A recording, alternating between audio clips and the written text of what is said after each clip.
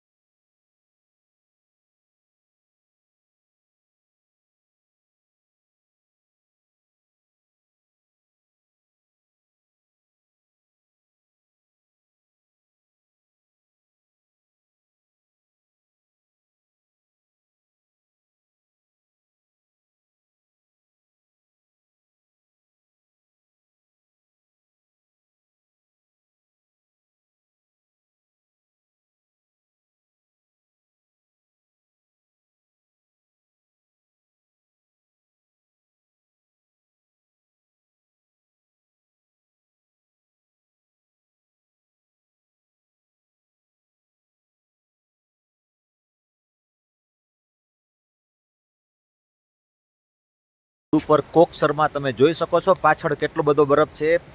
6 ફૂટની 7 ફૂટની બરફની દિવાલ છે. પાછળ પણ તમે જોઈ શકો છો. વરસાદી વાતાવરણ અત્યારે ચાલુ છે. આ બરફની દિવાલ કાપીને અહીંથી રોડ બનાવેલો છે. કોકસરમાં જ્યારે પણ આવો ત્યારે આ રોડ ઉપર થઈને જ નીકળજો. આ રસ્તો સીધો રોહતાંગ જાય છે, પણ અત્યારે રોહતાંગ બંધ છે. એકદમ જોરદાર નજારો છે. ઠંડી પણ જોરદાર છે. ચાલો જી આપણે આગળ નજારો જોઈએ.